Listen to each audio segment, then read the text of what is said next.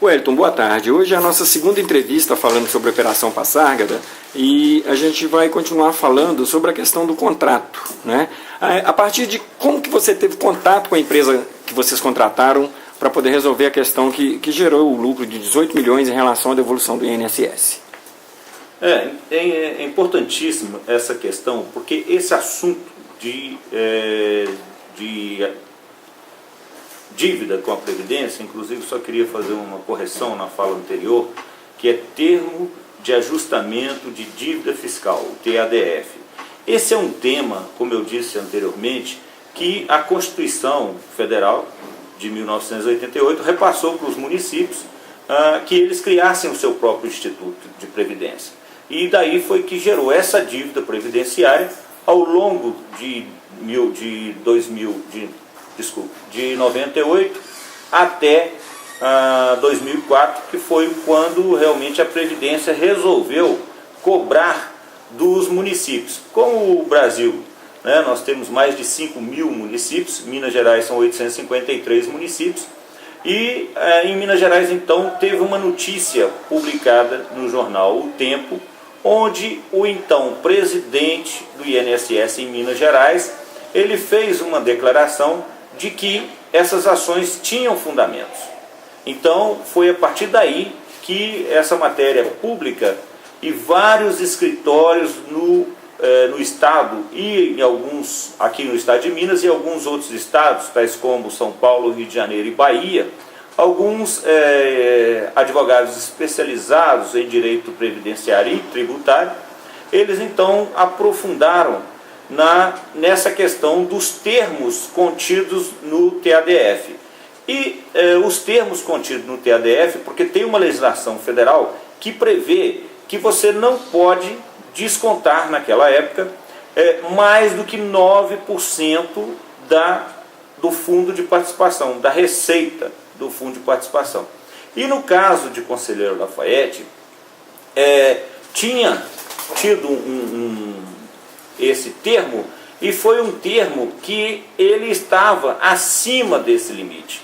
Então tinha cidades que descontava 2%, tinha cidade que descontava 10%, tinha cidade, aí você me pergunta assim, mas se a lei determina, acontece que os gestores, eles não faziam, como eu disse, a lei de responsabilidade fiscal, que passou a fiscalizar de forma rigorosa. Então eles, para poder demonstrar que estava em dia com as obrigações sociais, e especialmente para liberação da CND, que é a Certidão Negativa de Débito, eles passaram a assinar esses TADF. E no caso específico do Conselheiro Lafaiete, a gente tomou ciência de que já existiam naquela época em torno de 200 e poucas ações contratadas pelo escritório do Dr. Valzemir José Duarte. Algo em torno de 250 ações. Inclusive eu tenho todos os dados dessa cidade. Por quê? E ao consultar, quando eu vi que o Dr. Valzemir era especializado, e além do que, eu também tomei ciência de que ele era um vereador numa cidade, e daí alguém que é vereador, alguém que já tinha ocupado um cargo de presidente da Câmara Municipal, deveria, além de ser advogado, conhecia perfeitamente a lei. Então foi aí que que eu, como afirmei, eu então sugeri ao prefeito que se instaurasse um processo de contratação.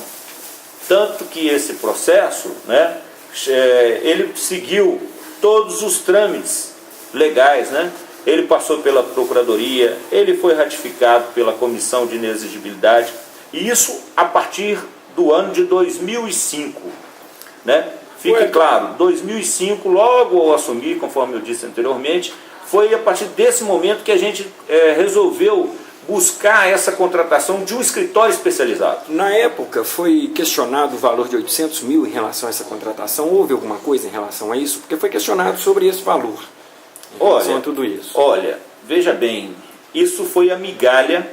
Na verdade, os 602 mil não foram 800 mil, tá? Porque foi emitido as notas de empenho no valor de 800 mil, mas descontando-se os valores pertinentes ao fisco, né, à fazenda pública municipal, desculpe, então ele recebeu líquidos R$602 mil.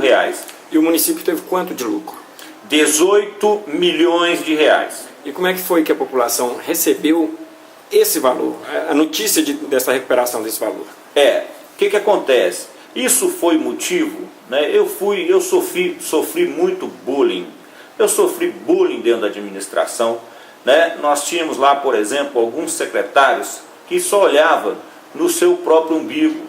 Nós tínhamos lá alguns secretários, como o secretário de Fazenda e o secretário de Administração, que eles, todas as reuniões do secretariado que a gente tinha mensalmente, inclusive você por várias vezes fez entrevista após essas reuniões, e o secretário de Administração, na época, salvo engano, foi o Ronaldo Rezende, né? E o outro foi o senhor Eucarístico Osório, né, que era da Fazenda. Eles questionavam, sabe? E aí a gente, o prefeito, inclusive o Júlio Barros, fazia a defesa insistente da importância que era dessa ação, desse retorno aos cofres municipais de uma importância mensal de R$700 mil. Então, esse dinheiro foi devolvido fracionado? Esse dinheiro, na verdade, ele não foi devolvido, ele deixou de ser descontado, porque mensalmente se descontava 700 mil. Então, você tinha 700 mil a mais, que no orçamento feito no início, como eu disse, que nós pegamos uma prefeitura do seu Vicente Faria quebrada, porque nos cofres municipais, no cofre do município, que existe um cofre, quando a gente abriu, lá não tinha nada. Além do computador do gabinete do prefeito, tinha um joguinho lá, um joguinho de menino, não tinha nada, nem arquivo nenhum, não tinha nada. Nós pegamos uma prefeitura totalmente sucateada. O primeiro, e isso a população devia saber, o primeiro computador que foi usado na Procuradoria, e quem lá trabalhou, né, esse computador era meu, eu levei o meu computador para trabalhar na Procuradoria. Então eu dei muita coisa minha a serviço do povo de Conselheiro Lafayette. Isso que eu digo, basta fazer uma entrevista, vocês podem entrevistar quaisquer dos advogados, doutor Tacílio Benedito, que foi um grande colaborador que nós tivemos, que era o subprocurador, o próprio doutor Fabiano. Eu acho importante, né, que o doutor Fabiano, ele passou até pelas outras administrações, pela administração do Zé Milton, e atualmente ele está servindo ao governo do doutor Ivar, né? O doutor Fabiano, inclusive, tem aqui uma assinatura dele, um parecer que ele deu na época pelo pagamento para o doutor Valzemir, está aqui assinado por ele, aqui, OAB 106.137. Portanto, as pessoas que lá trabalharam comigo, elas sabem perfeitamente o que se passou, o que aconteceu dentro daquela procuradoria. Então, e o mais importante, esses 700 mil que o município deixou de pagar, eles poderiam ser usados da forma que melhor conviesse à administração. Então, eu fui bastante perseguido. O Júlio Barros sabe disso. Era um dinheiro que não precisava de empenho, era um dinheiro que você resguardando o índice constitucional de 15% para a saúde e dos 25% para a educação, né? O resto, entre aspas, os outros 60%, você podia gastar onde quisesse. Então a administração... Isso alavancou a administração do Júlio na época? Hein? Isso ajudou na administração na época de alguma coisa? O que a gente está ouvindo aí na rua, que a população morre de saudades da nossa administração, né? O que na verdade aconteceu, não existe milagre. Lafayette é uma cidade pobre, mas a grande riqueza foi essa ação do INSS. Eu faço aqui de novo um desafio, como eu já fiz. Eu fiz ao prefeito Zé Milton. Logo que ele assumiu, ele falou que tinha uma dívida de 18 milhões. Mas ele se esqueceu que os 18 milhões da dívida que ele falou foi um outro termo de ajustamento de conduta, desculpe, estou confundindo o TAC, termo de ajustamento de dívida fiscal com a Previdência, onde ele, por si só, foi lá e declarou que o município devia os 18 milhões. Sabe para quê? Porque ele também talvez não tivesse coragem de dizer o que eu estou falando e provar através da documentação da importância que foi essa ação para o município. E aí, como eu disse, muitos dos senhores advogados que, na época, né, lá no passado, criticavam, porque dentre eles, né, o atual procurador e outros assessores que o Ivar tem, que na época eram assessores do Ivar lá dentro da Câmara. Então essa CPI, na verdade, ela foi montada com um único cunho, é um cunho político. Tanto que o Júlio, todo mundo lembra, com 7 dias de afastado, eu fui com uma ação que fui eu que movi, ele voltou, e a CPI foi nula. E aí, eu até queria dizer uma coisa aqui, que aí eu não vou falar, porque eu vou deixar para o Júlio, que quando da CPI, que nós estávamos na antessala, tomando um cafezinho, numa mesa lá com salgadinhos, um certo vereador chegou para o Júlio e falou assim: ó, doutor Júlio, eu vou ter que votar o meu voto na CPI, né? Porque nós estamos com a comissão, então eu preciso, lá perto da minha região, tem lá uma rua, e o pessoal ali, quase todos são meus eleitores, só podia mandar resolver o problema daquele asfalto lá, que o meu voto vai ser pela não cassação do mandato do senhor. Eu acho que eu aqui vou me reservar no direito, mesmo porque, né, se quiserem aprofundar, e se o doutor Júlio realmente falar o nome, é muito simples, é só pedir as câmeras a gravação na Câmara de Vereadores, onde nós vamos estar testando o que nós estamos falando. Então essa CPI aí, na verdade, que eu cansei de falar e vou falar mais uma vez, a CPI que eu cansei de chamar de CPI da banana podre e da batata podre, eu pergunto, quais são os resultados efetivos dessa CPI? Denunciar que o Valzemir não podia advogar, são 250 municípios que contrataram o doutor Valzemir, que Deus o tenha, já faleceu, né? Mas são 250, será que esses 250 prefeitos também são criminosos, como essa CPI afirmou? A CPI do Ivar e daquela cúpula que fez parte, e dentre eles esse vereador que tentou negociar o voto favorável ao Júlio pela não cassação, e aí fica aí o desafio. Então, a contratação, na próxima entrevista eu vou estar passando aqui para vocês os contratos, mas de antemão eu posso aqui, numa pequena repassada, mostrar que todo o processo de contratação, e isso inclusive foi colocado para a CPI. Em momento algum, a administração pela qual eu fui o segundo homem mais importante, em momento algum nós nos furtamos de fornecer qualquer documento. Agora, exigir o que a Câmara queria, e a Câmara dizendo que o advogado não podia advogar, isso é uma questão pertinente à OAB. Quem decide se o advogado está impedido ou não é a lei, é o Estatuto da Advocacia e a OAB, e por sinal a OAB nos fiscaliza bastante. Então, eu queria agradecer e dizer que na semana que vem nós vamos estar dando continuidade, e fica aí, né, o desafio. O que eu estou dizendo aqui, as provas estão nos autos, nós temos prova nos processos, tá certo? Nós não temos nada para ocultar, e eu acho sugestivo que essa minha fala, que o prefeito, o ex-prefeito, né, doutor Júlio, se caso ele queira se manifestar, né, eu penso que eu também não tenho o direito, porque essa proposta e essa negociata ocorrida nos bastidores do Legislativo Municipal foi feita a pessoa dele e não a minha. Doutor, quando o senhor percebeu que todo esse processo poderia vir a se transformar no problema que transformou?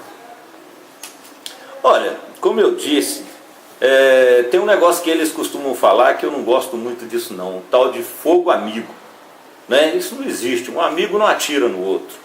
Como eu disse anteriormente aqui, né, eu cansei de sofrer bullying, porque a gente tinha lá na Câmara alguns vereadores, inclusive vereadores que compunham o governo, vereadores, né, que eles queriam, entre aspas, ser puritanos, mas na verdade não são, né? E aí eu até vou fazer, eu me proponho a fazer um levantamento, porque julgar, como eu disse, julgar pedra no telhado dos outros é muito fácil, mas é preciso observar o nosso telhado se ele não é devido.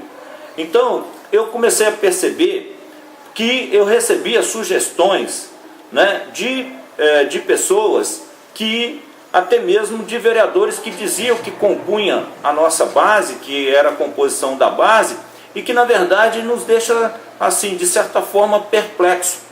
Quando a gente vê, por exemplo, né, vereadores, ex-vereadores do Partido dos Trabalhadores compondo o governo municipal. Às vezes eu costumo me perguntar, eu vi a entrevista do Júlio falando que o Ivar, como é que é, mosca morta? Não, inerte, tá? Mas eu acho também que esse governo que está aí, a secretária de Assistência Social, ex-vereadora, ela é do PT, está aí no governo do Ivar. Tem uma série de outros secretários, tem gente que trabalha em cemitério, tem gente que trabalha em diversos órgãos que são do Partido dos Trabalhadores. Então, eu acho que a população precisa olhar, né, de imediato. E a questão do fogo amigo, porque eu comecei a perceber, tanto é que eu saí do governo antes. Eu saí do governo no dia 20 de janeiro de 2008, que fique claro, saí do governo e fui bastante perseguido porque na época eu entrei com um pedido de perda do mandato do vereador, do atual presidente da Câmara, do Benito Laporte, porque ele tinha trocado de partido, eu entrei. Isso foi a gota d'água, porque então, até então, eles diziam que eu não podia fazer isso. Eu tinha sido candidato a vereador, eu era o terceiro suplente na lista, e quando o STF decidiu pela fidelidade partidária, o Benito havia trocado. Então foi o que eu fiz, eu achei uma atitude normal, uma atitude natural minha, né? E a partir de então, isso foi muito grave, e eu resolvi então, naquela data do dia 20 de janeiro, eu me lembro perfeitamente, não tem como esquecer, porque é o dia do padroeiro do Rio de Janeiro, e eu estava em Cabo Frio, no dia 20 de janeiro, quando por telefone eu telefonei para o Júlio e disse: olha, eu me exonero, estou saindo, não fico mais nem um dia no governo. Por essa razão, reafirmo, tanto que eu saí, mas o partido permaneceu. O PCdoB continuou no governo até o final, até o último dia do mandato. E mesmo fora do governo, eu trabalhei, né, para aqueles que não sabem, trabalhei dia e noite na defesa do ex-prefeito Júlio. Eu era advogado dele, inclusive em causas particulares dele, eu também fui advogado dele.